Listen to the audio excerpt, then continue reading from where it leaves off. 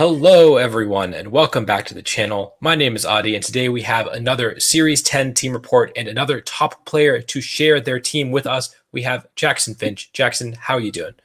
I'm doing great. How are you doing? I'm doing really well, and I'm really excited to hear about your team. And also, of course, this tournament was a little different. It was an in-person tournament, so I'm really excited to hear about your thoughts on that too. But first, for those who don't know you, do you want to introduce yourself? Sure. I'm Jackson. I've been playing competitively since 2018. I've been in the circuit since 2016 because I was a senior then and I showed up to things. But I had some results in 2018. I got top 8 at US Internationals, and I've been doing pretty all right in the Players Cup uh, online tournaments. Mm-hmm. And you've been on the channel a couple times before, and I think every single time you've been talking about Sun. Yeah. So I should give people the disclaimer: this is not a Sun team. This is actually a Calyrex Shadow team. And so, do you want to talk me through your team building process, maybe how you approach the format, and why you built your team like this? Yeah, for sure. The first thing I thought about was that when I was on Audie's channel again, I didn't want to be treated as a one-trick pony, so I sure did not bring Grout on. Um but yeah, I'm a huge fan of Calyrex as a restricted, as the things that it encourages in terms of team structure usually makes it so that it's very strong into things that are good. It's very strong into Zacian builds. And so we could touch on that later. But it's pretty strong into Zacian builds. It's pretty strong into opposing Calyrex, depending on what your techs are. And it's just one of those things where if you know exactly how your games are going to end, then it's going to be a lot easier for you to get there. And a lot of games end with you clicking Astral Barrage. So it's just very intuitive, and it seems to be having some good success. Um, as far as the Mon choice goes, I really liked Whimsicott as a partner, for obvious reasons. The Tailwind and Helping Hand are very strong paired with Calyrex. Even the fairy type, Moonblast to hit, Urshifu and other dark types is pretty helpful as well. And Urshifu Rillaboom is a pretty broken combination, as we've seen for the last year. So yeah. Yeah. And I mean, this is somewhat similar to the team that Yuki used. Yuki's team was a little more defensive, but you ended up putting, so instead of like the Incineroar, you put a Choice Scarf Entei. Do you want to talk about why you chose that Pokemon? Yeah, so Calyrex in Calyrex endgames, something that it usually lacks is supplemental damage that keeps up with its pace. So damage is going to be as fast or faster than Calyrex, faster than opposing Calyrex, faster than opposing Zacian, because otherwise it's going to be pretty difficult for you to beat them, because Calyrex is pretty high risk if you're not complementing it well, because Zacian and Calyrex can knock it out in one hit. And Entei in the end game can counter both of them pretty well with the Tech Crunch and Flare Blitz. Mm-hmm. And then your other like damage dealers are Nihilego and Urshifu. You touched on Urshifu Rillaboom being a really common core, but yours is a lot more offensive with the Choice Band. Do you want to talk me through those two Pokemon and why you chose them? Yeah, I think that, Firewater Grass is super strong, both defensively and offensively. It was just a happy accident, but with Urshifu Rillaboom, oftentimes if you don't get into an Astral Barrage endgame, it's going to be pretty easy to get into endgames where you can click Fake Out Surging Strikes, and there's almost no counterplay to that. You can't protect to block the Fake Out and move on a turn where you don't flinch, because Urshifu is just going to, do what it wants to when it wants to. Um, but yeah, I thought band was a pretty good item for it, just because it was going to be, well, in my mind, I thought, in some cases you want it to be the best answer to Incineroar that it possibly could be. And sometimes you'll need to lock into close combat, and things like Mystic Water and Focus Sash aren't going to be one-shotting Incineroar. Well, I guess Focus Sash could click another attack, but if you need to click close combat, cover a switch or whatever, then it's going to be better for you in the long run. And then Nihilego is just sort of rounds things out. I feel like this is probably like, I would say probably the least important slot here. But with those like 5 Pokemon in Calyrex, Whimsicott, Entei, Rillaboom, Ursh, the things that it leaves to be desired are a Yveltal matchup, a Ho-Oh matchup, and a Xerneas matchup. And Nihilego does all 3 really well. So, yeah. Yeah, that makes sense. And then the other Pokemon, of course, I'm not going to talk about Whimsicott because like that's kind of a given on Calyrex teams nowadays. But the Rillaboom is I think interesting, not because there's a Rillaboom there, but because you chose to, like, I feel like that slot dictates what type of team you're running. We've seen a lot of Tapu Lele or like Indeedee, a lot of other terrain setters in that respect, especially psychic terrain. Why did you choose to put a Rillaboom instead? Rillaboom made non-Whimsicott modes a lot more flexible, just because you had fake out and U-turn pivoting. So it was like pretty reasonable to not bring Whimsicott to a game if you want, or if you didn't want to.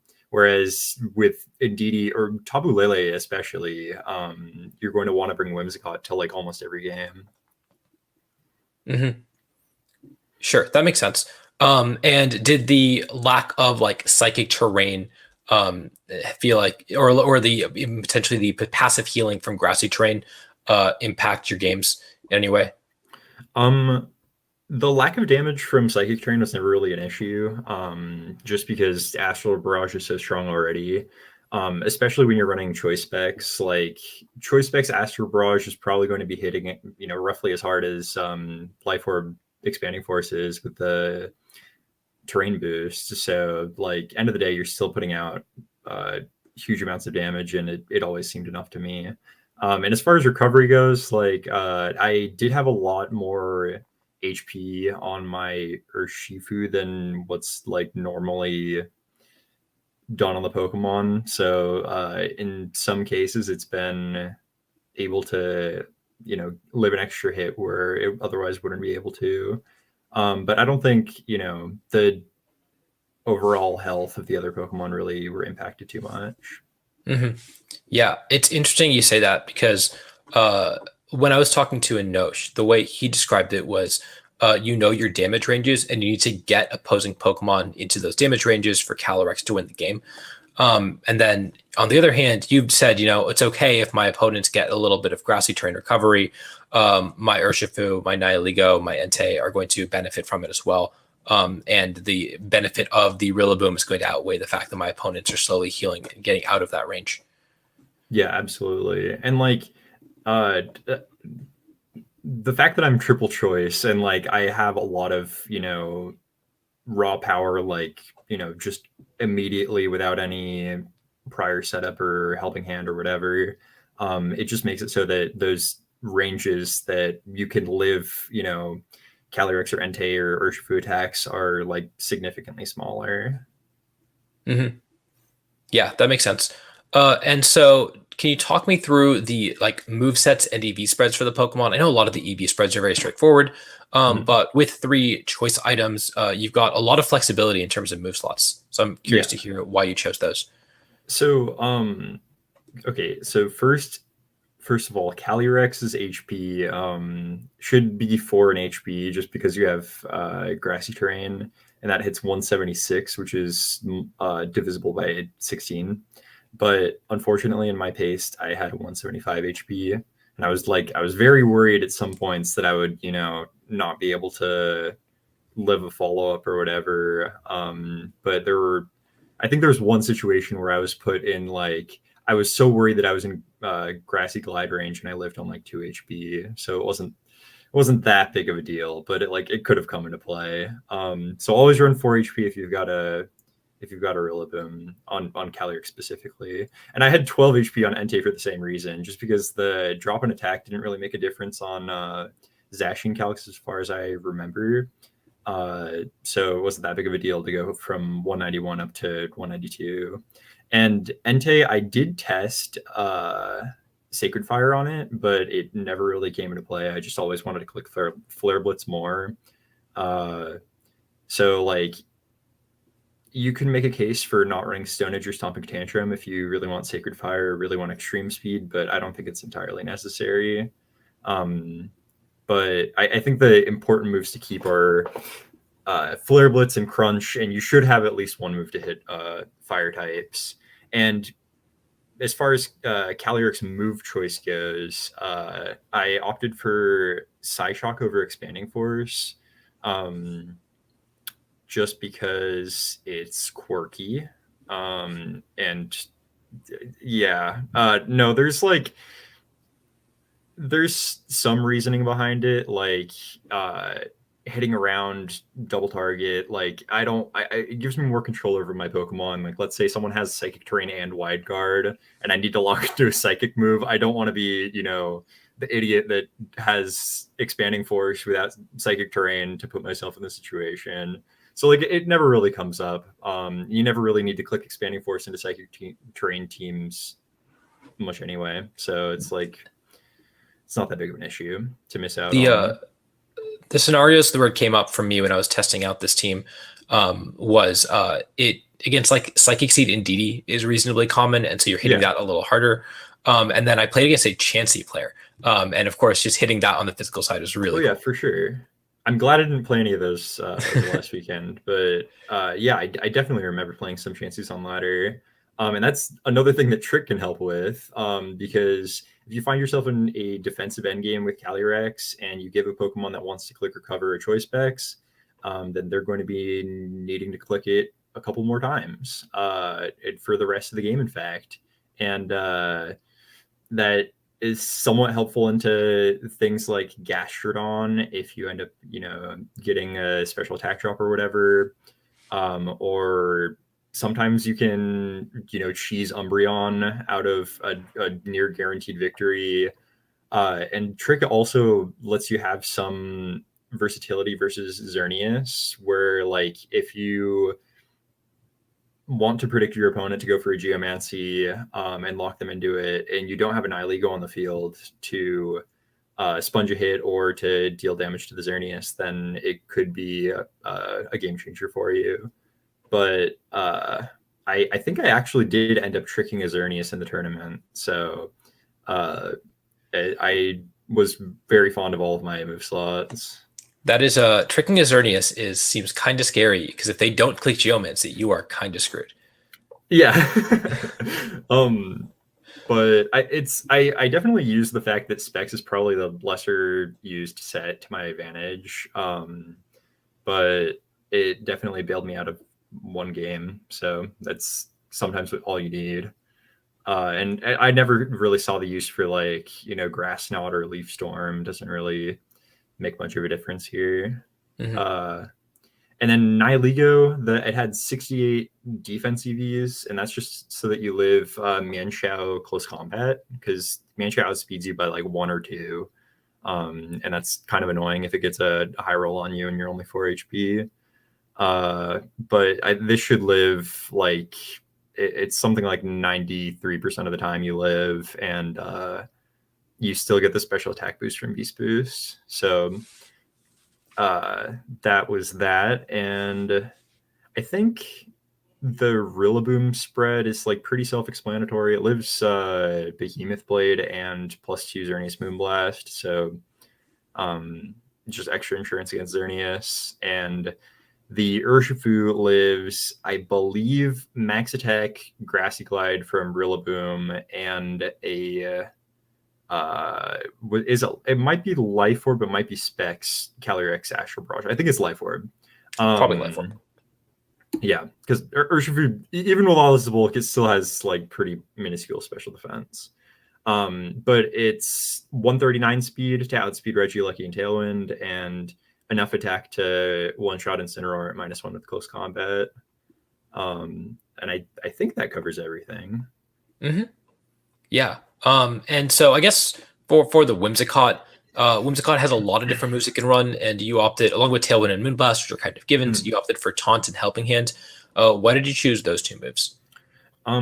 Helping Hand with Specs is really solid for Caloric Shadow, just because it can mow down things that it wouldn't otherwise be able to beat with other sets. I know Inosia's running Protect Encore on Whimsicott, and the Calyrex was Life Orb. So, I mean, if you have those two sets, then you aren't going to be able to find yourself in situations where you can do something like Helping Hand, Astro Barrage, Zacian, and one-shot it, because you don't get there with Life Orb anyway. So those are pretty convenient, especially considering your other ways of beating it are a little bit situational in Entei and Urshifu. So if you find yourself in a situation where you can click Helping Hand, Astro Barrage, it's super devastating for your opponent, honestly. But I think Taunt really, it's probably the least useful move on the Mon. I've loved the Whimsicott set since like 2018, just because it does everything it needs to do. And if you don't know what else to run on your Whimsicott, you should probably have these 4 moves.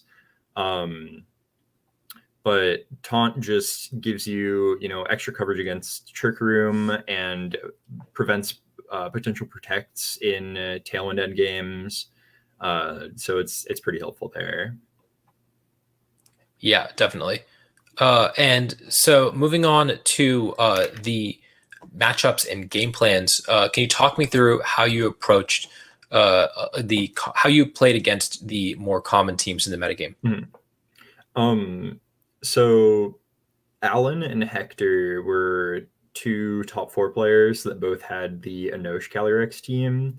And that one was a little bit scary. And I think I do probably have a slight edge in that matchup, but it's still spooky playing Calyrex mirrors.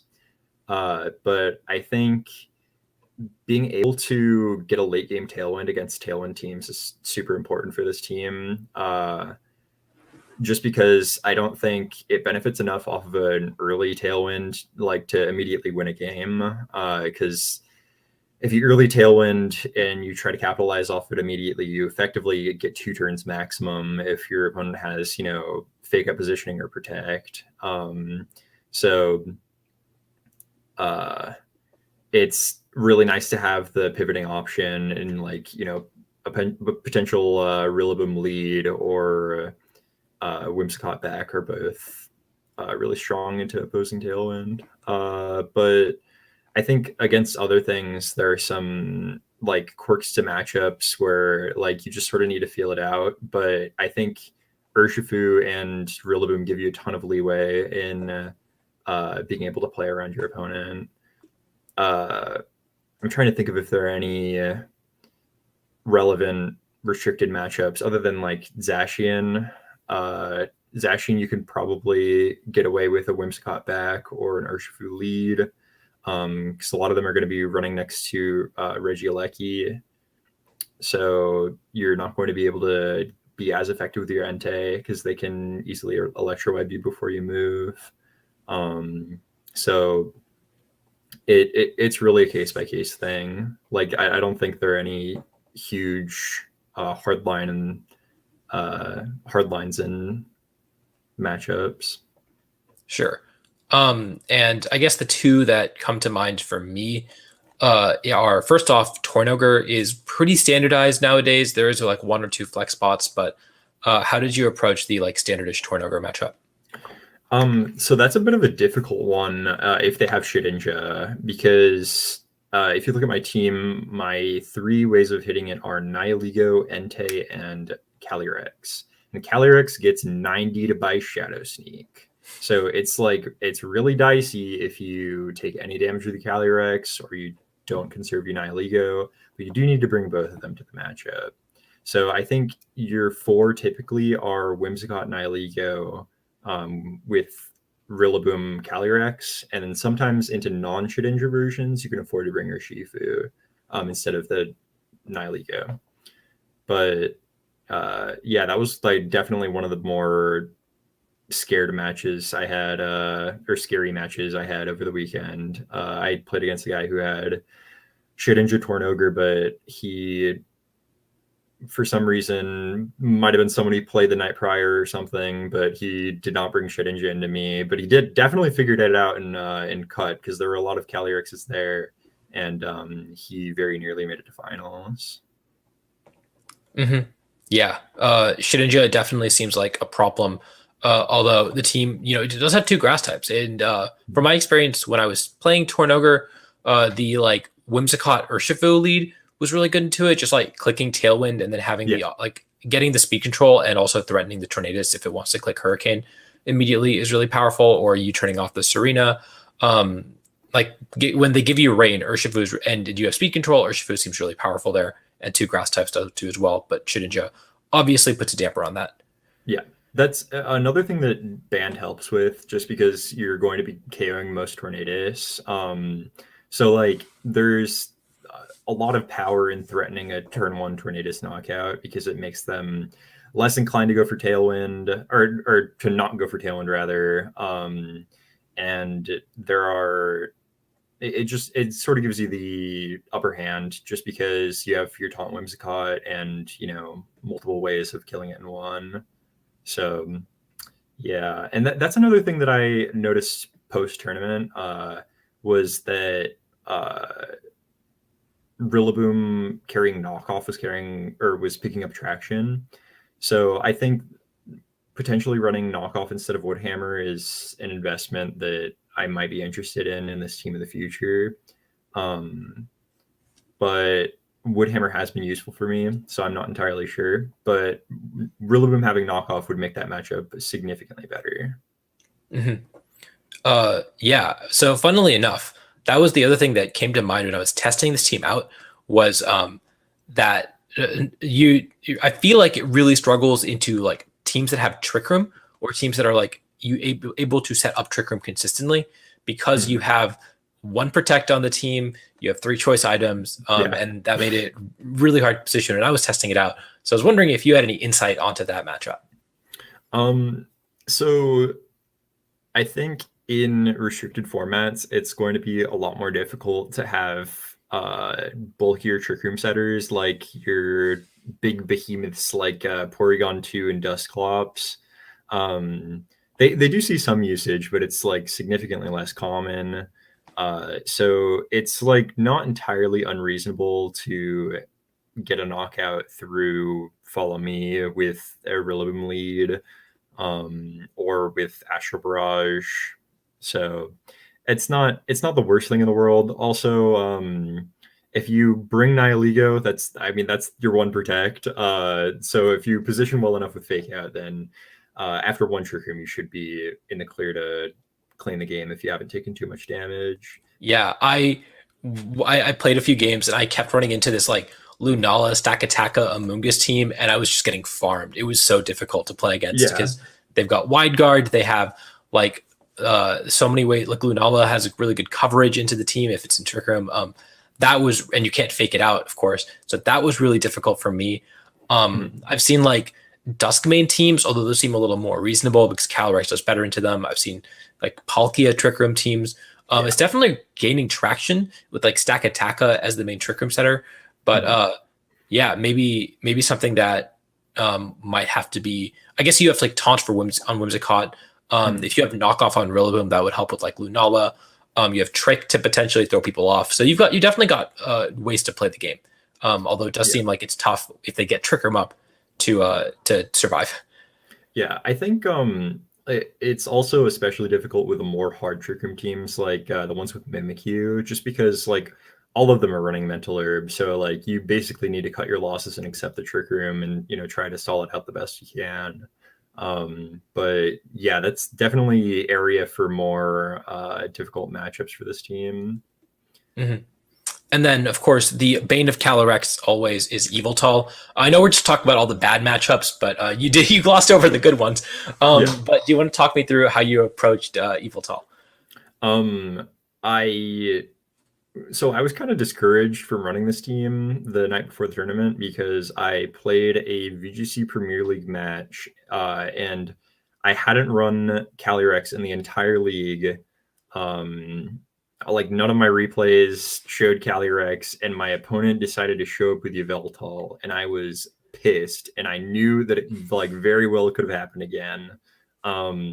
So it's definitely something that's scary, probably to say the least, but like it's not entirely unwinnable just because you have Nihilego, but I think you need to play better than your opponent in order to win. Like if you both of you are playing at the same, you know, if you both of you are on the same step, then it's gonna go to the Yveltal player. You need to be one step ahead of your opponent.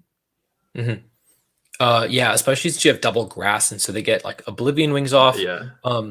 It definitely seems difficult. Do you bring Calyrex to the matchup normally? Like I think that's the only time it's like reasonable to not bring Calyrex, but I still do bring Calyrex to Yveltal like pretty frequently. Because a lot of the surrounding Pokemon are either going to be weak to it or, vulnerable to an Astral Barrage endgame. So it's like it's not a terrible one. Also, you can, go through some trick shenanigans, try to cheese that way. But a lot of the time, you're going to bring Nihilego, Urshifu, and Rillaboom. So I think the last slot is just dependent on if you're comfortable enough bringing Calyrex. But yeah, I've beaten my fair share of Yveltals. It was just with a certain combination of Pokemon, like it gets significantly more difficult if they have if they have Wide Guard, if they have faster Fake Out than Rillaboom, if they have Stack Attack. It just gets if you each one of those steps you have, it just gets more and more difficult to beat with this team. Mm-hmm. Yeah. But that being said, it really isn't like unwinnable by any means. In one of my group chats, people post every single time one of the World Cup matches that are going on ends with a Calyrex beating an Eviltal, and it's happened like 4 times in week 1. Like it just keeps happening. So there was like always this joke in 2019 about how maybe it was just among US West, but it was like, Lunadon beats Yveldon like pretty solidly if you know Gavin. But I think it's just Gavin. Yeah, that very well could be just Gavin, but like I've taken it to heart, and I definitely agree with that. Like Yveltal's, in my opinion, not the greatest, but now's like a better time than ever to run it, because it gets so much off of Rillaboom's presence in the metagame. And it's pretty decent into the other common Pokemon, especially Calyrex. Mm-hmm. Yeah. And then now that we've talked about all the matchups that might be difficult, did you want to talk about any of the easier matchups and how you approach them? Yeah, I think most matchups with this team are like pretty intuitive. If you lock down a Regieleki, you can win with Calyrex or with Entei, and that's like basically it. So whether you're doing that with Fake Out positioning with Rillaboom and Urshifu, or with Tailwind, it's really up to you. But I think like some of the more positive matchups are the Mirror opposing Zacian. There's Kyogre without Shedinja is also really good for you. God, Eternatus sucks. I can't really name any others. None of them come to mind. But those are all really good. Yeah. And then, of course, the tournament itself. I guess I forgot to mention this at the beginning, but you used this at the SoCal Grassroots tournament, and not only did you win the entire thing, but you went undefeated in games the entire way through. So, do you want to talk about a little bit about the tournament run? The tournament was great. I had a great time. My locals are great. I SoCal is one of the best local scenes, and I just had a great time start to finish. And me playing well was probably just a byproduct of that. So yeah, I didn't drop a game the entire tournament, but some games were definitely close. If you check my finals match with Alan, I think it was posted to YouTube. That match was like very close. But yeah, it was. I felt like I was playing well the whole day, and some of the scarier people that I was, worried about playing against I ended up dodging in Swiss. So I definitely had an easier time dodging Vichy and like Joseph Selmer, which is a name that I haven't, seen since 2018 when he beat me at Costa Mesa, and some other strong players. Mm-hmm. Yeah, and like you mentioned, Caloric Shadow is one of the easier matches for this team, and I believe you said you faced it in top four and finals again. So Yeah, maybe just hit your matchups a little bit, but yeah, I mean it's still very very impressive going undefeated. SoCal is one of the strongest regions in the country, and so it really is impressive.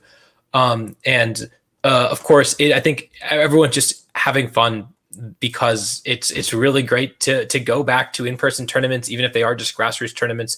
Um, do you want to talk to me about some of the notable differences between playing in like this online environment and playing in a in-person tournament for maybe some newer players or even old heads like me who have like forgotten what it feels like? yeah, like it's super different playing online versus in person, and that's someone who's done a lot of both. But playing in person is a phenomenal experience. You like it evens the playing field in terms of environment with everyone.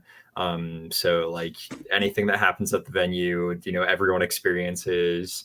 You get to see your opponent, which is somewhat helpful. You can see if they're stressed. You can see if they're chilling. Uh, uh, Sometimes that adds a dynamic to the match. I feel like a lot of people are more aggressive when they play online. I don't know exactly the reason for it. Maybe it's, lower perceived, risk, like risk of losing isn't that big of a deal because you aren't, going all the way out to a tournament. But I love in-person tournaments. It was a great time, and I definitely miss the environment. Mm-hmm. Yeah, I mean, just being able to talk to your opponent after a match is always great. Hanging out with your friends, of course. The biggest difference that I realized immediately when I played in the Chicago Grassroots tournaments like a month ago was that I don't have access to a damage calculator. And Oh I've yeah. just, over the last year and a half, I've gotten so used to whenever I'm questioning if I'm going to take a KO, if my opponent's going to take a KO, pulling out the damage calc, running it within that 15-second period. And now it was totally different. I definitely lost a game because I didn't know my calcs. But yeah, that was like the biggest difference for me that I just had forgotten about. Yeah, I definitely there was some thought in using a team that just kills everything.